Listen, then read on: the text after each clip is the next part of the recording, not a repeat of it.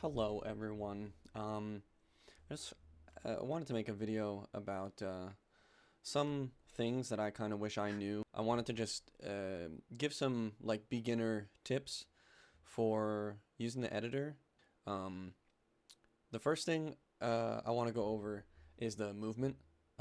So yeah, obviously I can use the mouse, but you can also I don't know why you would, but you can use the arrow keys to move this. This is the arrow keys.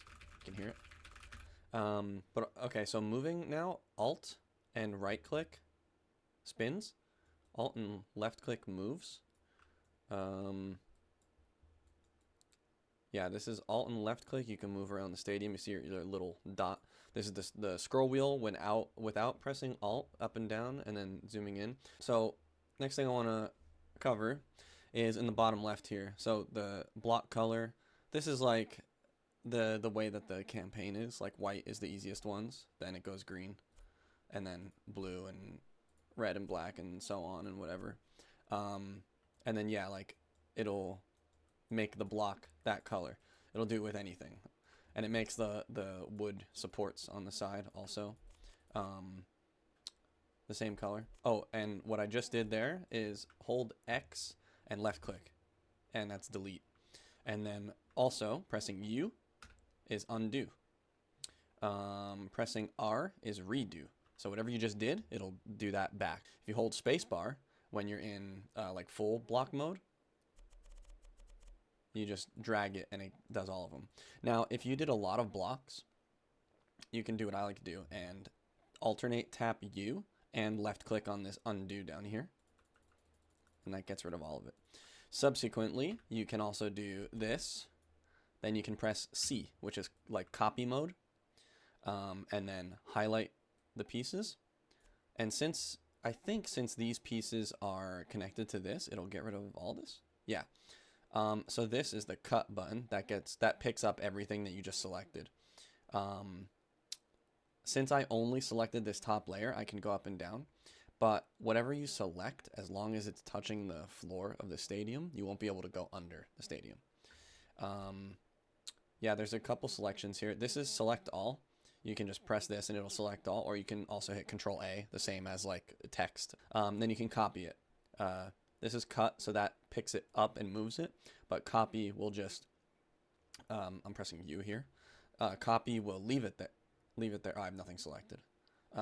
But yeah, pressing copy will leave it there, and then you can move it somewhere else. So like that. Hitting tab on your keyboard will bring up and get rid of the UI. Tilde will get rid of the current like selections in like sequential order from top to bottom so that you could see a little bit more. I usually just hit the tab because it gets rid of all of it. Control and then left click, and then you can select the same block that you had. So if I do this and then I go like somewhere else and I'm on this one, but I realize I want this block, you control click and then you take it. So down here again, bottom left, we have, this is full block mode where it does the supports, and then you do ghost block mode, which gets rid of the bottom. You can still connect things, but it gets rid of the bottom. Now, if you have a piece that has the thing attached, like something like this, right, where it's like in multiple pieces or something, you'll still have this thing on the bottom here, this support. If you want to get rid of that, what you do is click on this also, air block mode. So you have ghost and air block. So then you have no bottom and no support, no nothing. Something with like regular full block mode. When you try to put something where another block, like full block is, you get a red highlight here. So see how it's green there? I can put it. I go here and it gets rid of the old one. So you can't overlap two full block pieces. So if you want to overlap, you have to have this one in my hands here is full block with no underneath. But I can put this in there if I wanted to. I don't know why you would do that, but you can. And then you get this weird flicker thing. So to avoid that, this is a weird block combination. Don't know why you would do this, but to avoid that, you would do a full block. And then I guess if you wanted to have the support, yes, you could, but there'll be no interference. The blocks will overlap and one of them will take priority. I don't know how it decides. Maybe it's the first one you put down or something. But they won't do the flickering. So that's how you avoid the flickering. There's some other really good YouTube channels and mappers who have really good advice and tips and won't be probably rambling as much, and it'll be much more organized. I think it's Matt DTO. He's a good mapper. He knows how to use the mesh modeler. I don't quite understand that. I just use custom blocks, which you go down here for item mode, and then you go to custom, and then I have the like big mashup of all the good pieces from that Ski Freak. He has a I'll link it in the description. He has like a long post about what's what, and it's all in one download. Linking checkpoints. So if you wanted to have something where you had a large space, you wanted to have either maybe two different ways, but you don't have to get both checkpoints, you just want it to be linked. What you could do is have one here, something like that. In order to link this, what you do is come down here, edit block properties, and then you'll see all the highlighted boxes. You pick on, we're going to use these two, the outer checkpoints. Click on it, and then you have tag, checkpoint, group number. You click on the link checkpoint, and then it goes automatically, it goes to group number 1. Then to link this one also to group 1, you just click on the link, and it knows it wants you to link a checkpoint, and then it automatically also goes to group 1. So if you come here and you get this checkpoint, the other one will be linked. So when we go through this, there'll be no checkpoint sound or timer. Another just a quick thing that I actually kind of only discovered like yesterday. Let's say you wanted to also link these with each other and then keep these also. So come to edit block properties, click on these. So what you do is you click link. Now it's on group 1, so it would be linked to these. What you want to do is change that. A lot of people would probably delete this and then go to group 2, which is totally fine. You could do that. But realistically, this by default has a 1 here. Just make it 12. It doesn't matter as long as it's the same number. It doesn't have to be sequential. Just to save a backspace press, just boom, group 2. It's pseudo group 2, but it really says group 12. But now these are all linked too. This is mainly like for how to use the editor, not like scenery or like no ideas or anything like that. But my next step is going to be about the trees. So certain trees go for certain environments. These all, I think will, yeah. So everything in this first tab will go on grass. These are no problem. You see it snaps, and then you can right click and it cycles through the different types. So if you wanted to do like that, and then you wanted some purple or pink trees, these now are on the first like pink tree setting. Then you can right click and get them in the right spot. The thing is they vaguely have like the same layout. So if I were to do I'm control clicking to steal this, and then this, and then go to here, and then this, maybe the fall ones. Yeah, so see, it goes over them because it's the same layout. So you'd right click and then you get all of it on the same one. So sometimes you'll find yourself in a spot where you can't do that, the full block, and you have to either do this. But sometimes, like, it often happens with these where the top part is like too big or the bottom part is too big. I actually somewhat often I'll end up doing one of these where it gets rid of the bottom part.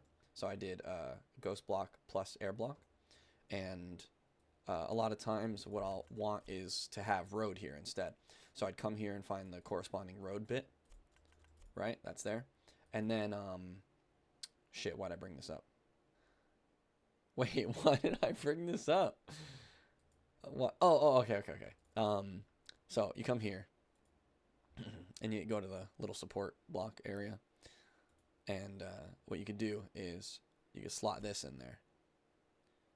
So now you don't have this grass bit that comes here by default, but you still get this cleanly. Camera transitions. So first thing, to find loop pieces, they're in the 4 category, right? And they're here. So what you'd want is you have to start with one of these kind of pieces where the border is either this black here or this white. You can't do the normal yellow. It just doesn't line up. So you need one of these first, one of these kind. I like to use this one. You can use this. I don't love these blocks. They're pretty cool, I guess. But so then you come here. The black goes to the black. right? See how that matches? We'll get rid of this really quick. And then, boom, that one matches. So let me make actually the bigger one just so it's easier to, I got a little more space. Okay, so cam changes. Come down here, media tracker. There's a lot of stuff here that might be a little confusing or overwhelming. Don't worry about it. In game, you go to edit. Then on the left side here, you want, already by default, there's one trigger. And you want to add a track. A track meaning like almost like you're in an editing software, like a track like that. You click the plus sign to add one. You go to player camera. Click on default, it's going to change to internal. You click on this little wrench thingy, and that's going to be editing where the trigger starts. So you will scroll to here, and then just highlight your area where the car is going to drive, where you want the trigger to start. We'll go back, and now if you put your car down and you drive through, the camera will change, and now you're stuck in this camera. Now to get out of the camera, what you have to do, I don't know, I'm still driving. What you have to do, is go back to media tracker down here, then go back to in-game edit. Now you press plus sign to add a second trigger, and then you add the plus sign to do another player camera, and then you're gonna, this is very important, you click on internal again, and then you go stop when player leaves trigger. So effectively what's happening is you're going through the first trigger and you're stuck in cam 3. So now the second one we're setting up, when you enter the trigger, you go into first person, which you already are, and then when you leave it, you exit first person. Press the edit the area where the clip will be activated, and then you're just gonna go to somewhere else.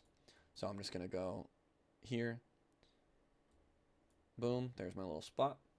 We're gonna go back. I don't think you actually have to save it, but now we're gonna go through the first one.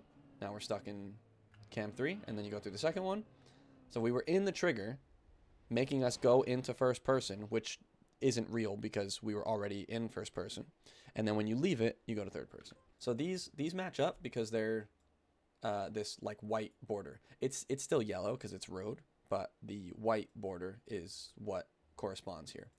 Now this will not work because this is regular yellow. See, it's offset a little bit here. You can't actually combine these. So what you do is you go to this 4, which is like the irregular block area. At least that's what I like to call it. And then you pick one of these. So you would just match it with the other white and yellow one. So these are yellow. Now what you can do is go to dirt. And if you want to do dirt, oh, I gotta ghost block it. If you want to do dirt, it's uneven. So to get this even, what you do is you go to the dirt section, and then you go to 8. 8 is like the transitional pieces, but only for everything that's not road.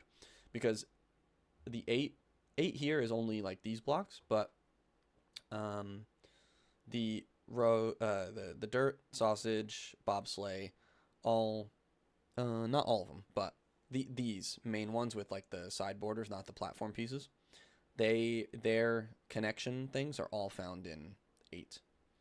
So you'd come to dirt, and then you do match the yellow with the yellow, and then there, you have a smooth entry into the dirt now. You come here, and it's perfectly smooth. You can also do this with sausage. This is probably my favorite block, is specifically this one, the double long version of the smooth entrance into the sausage. Don't really know why. I just like it. I like to do this combo a lot, and then put a drift. But I like to do it where you come here, and then you have to transition over to this, and then do a drift. Maybe I'll put a clip right here of me having that in one of my maps. I'm sure it's in plenty of my maps. Something very important that I kind of realized pretty quickly into mapping. So these kind of blocks, like these tilted ones, it's a little confusing to see which ones match with what. So what I'm going to do is I'm going to just pick this guy right here. We're going to place it. Now, all those green arrows just popped up right here, here, all these spots. That means anything with a green arrow can match with either here or here. So there you go. That one can go there. But look, I just placed that, and a bunch of them went away. Because the most recent thing that I placed, doesn't, I can't do anything with these. It doesn't match up cleanly. So that's something I kind of wish I did learn it pretty quickly on into mapping, but it's nice to know. If so, now if you wanted to go back to this one, what I do is I control click to select this one, get rid of it, and then replace it, and then all those come up. So you go, oh, this one can go. So we'll do this guy. That's a nice tip because every time you place something, you know, something pops up that you can do. If you're ever having trouble with connecting a road to something like one of these, what you could do is, and you go here to 5. 5 is the, oh, I haven't seen these. What the? This connects this, but it gives you like these little border thing, like we could do on both sides. And it's a perfectly clean everything, you know, looks good. Unfortunately, there is no, like this block doesn't have this version, which I kind of hate because I would love to have this go like right into like a checkpoint. There's a couple maps I have where that's a situation that pops up. I do have a custom asset that just puts the little thingies right here, but that's besides the point. You know, this is a vanilla feature that it's kind of weird that it's not a thing. The arrow keys on your keyboard, the arrow keys will tilt this. I'm pressing down right now. And I can also flip it if I wanted to, like this way, to have it on like a wall. The blocks operate on a 12 points, like a clock. So right now, like this is flat, obviously. If I press up, up, up, up, up, up, that was 6 times. Now we're back at 12 o'clock, basically, like, you know, normal.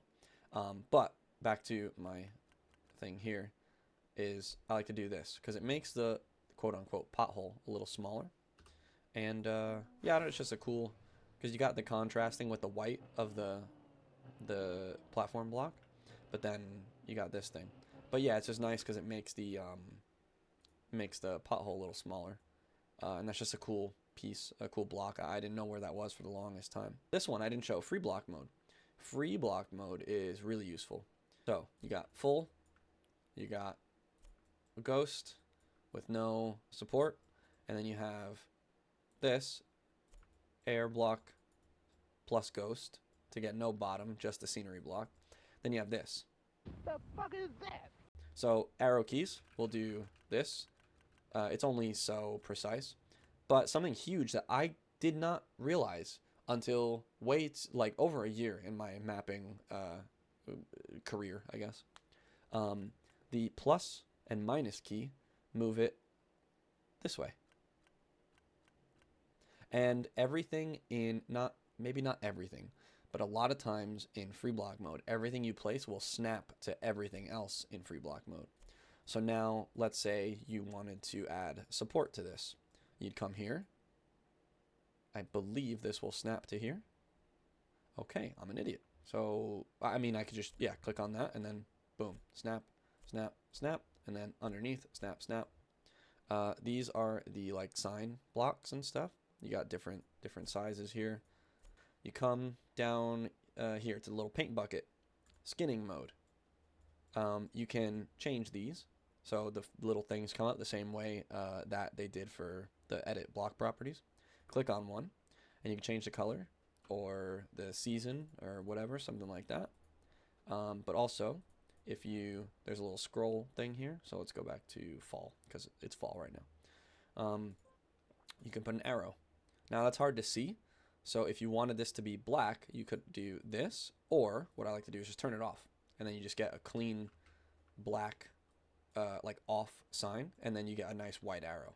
So what I would do is come in here and go here, grab one of like maybe these guys, post it up there, paint it to be off, and then point left. If I come in here, maybe I was just really fast doing a drift. First thing I'm seeing is that I know I gotta go here or something like that. You know, while it's on the screen and I've been using it the whole time and it's right here, this is a good plugin if you download the Open Planet thing and you get all the plugins. This one is called Editor Trails. And basically, when you drive, it tells you what happened. Come here, record a little test, and it tells you what happened in your thing. So it tells you when you get gears, it tells you when you lose gears. So let me lose a gear. There you go. Right, and it tells you. So now we jump off. Okay, now we go back to the editor. So it tells me where I just drove, when I got my gears, all that. So lost these. Then it tells me exactly where I jumped, like this. So now I know if I wanted to go like down a couple blocks, I know where I have to put to land in that spot. So I would put a little platform here, and then you could do it so on and so on. But this is a very, very useful thing to have as a mapper if you want to have your maps be smooth. You know, if I wanted to maybe do like a drop down here, like a smooth transition. You know, maybe I would do like one of these guys, something like this, or maybe this one since it's curved. So I'd line it up like this, and then just figure out exactly, you know, at what speed. So then I would do like maybe something like that, and then just air brake at the right time. But yeah, smooth drop down. Say I didn't like this combo, I know where I'm gonna land, I can move it, and maybe I could just do that instead. You know, I don't need both. Something else I want to bring up that I forgot to mention earlier is another YouTuber slash Trackmania player slash mapper who I kind of was like a lot of inspiration to me for how I map and like the process that I went through. Carlberg. He's probably like aesthetically the way he makes maps is like one of my favorites, maybe my favorite. But he's got this video down here, 5 steps to improve your Trackmania maps, mapping time-lapse Q&A. He shows how he built like one of his latest attempts at getting track of the day, stuff like this, three steps, I can't speak. And basically his tips are things like build short maps, like 20 seconds, under 20 seconds, because you're thinking a lot more about every single block you place rather than building some 50+ second full speed monstrosity where you could just build giant platforms and it doesn't matter. If you build something smaller, I mean, you can build a 20-second full speed monstrosity with big platforms, but don't try to build like a tech map or something more precise. That's about 20 seconds. And yeah, Carlberg, watch all his videos, watch plenty of these videos. It's very helpful. Besides that, I'm gonna go to sleep. I'm tired.